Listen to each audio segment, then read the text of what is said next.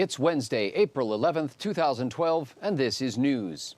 Rick Santorum suspended his presidential campaign yesterday, effectively conceding that Mitt Romney has the Republican nomination all sewn up.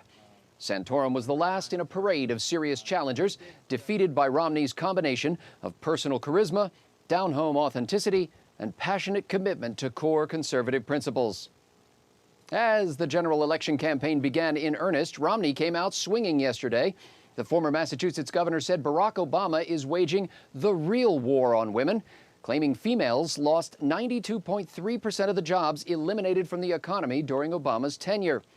An Obama campaign spokesman didn't directly dispute the fact, but said Republicans like Romney want to block free access to contraception for those millions of jobless women who now have a lot more downtime and are therefore at greater risk of contracting a preventable medical condition like pregnancy. Meanwhile, President Obama on the campaign trail in Florida yesterday continued to press the case for the so-called Buffett rule, which he says would restore fairness to the tax code and generate an additional $47 billion over 10 years by raising tax rates on folks with annual incomes greater than $1 million. If he can't do that, the president said he might be forced to raise taxes on middle-income Americans or to strangle a puppy with his bare hands.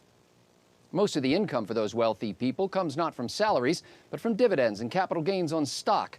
They usually buy that stock with dollars already taxed, and their investment helps to fund companies that pay corporate tax and that hire employees who pay income tax, all of which is funded by the customer, who buys their products and often pays sales tax. So the president's plan would decrease the incentive for rich people to invest in the company where you work and potentially eliminate your job and increase the price of almost everything you buy.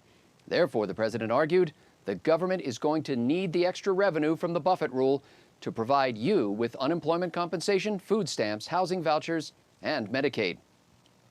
The Miss Universe pageant announced today it would allow a so-called transgender Canadian to participate in the competition after initially rejecting Jenna Talakova's bid because the contestant was not a natural-born woman. Talackova underwent sex change surgery 4 years ago. Her admission to the pageant was cheered by lesbian, gay, transgender, and women's groups as another advance in civil rights. The glass ceiling has been shattered, said one advocate. Now, even our transgender sisters have the opportunity to be objectified, leered at by men, and treated like a mindless piece of meat on global television.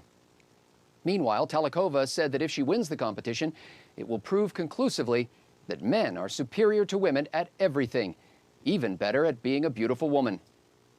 And finally today, millions of concerned Americans heaved a sigh of relief when the Department of Justice filed suit against Apple, alleging it conspired with major publishers to try to hike the price of electronic books. The announcement from the Attorney General comes just days after citizen journalist James O'Keefe released video proving that anyone can walk into a polling place, pretend to be Attorney General Eric Holder, and be permitted to cast Holder's ballot. In a related hidden camera sting, O'Keefe also tried to download a novel from Apple's iBookstore using Holder's account, but got rejected when he failed to prove his identity. For PJ Newsbreak, I'm Scott Ott. Click on pjtv.com 3 times today for your antidote to the obsolete media.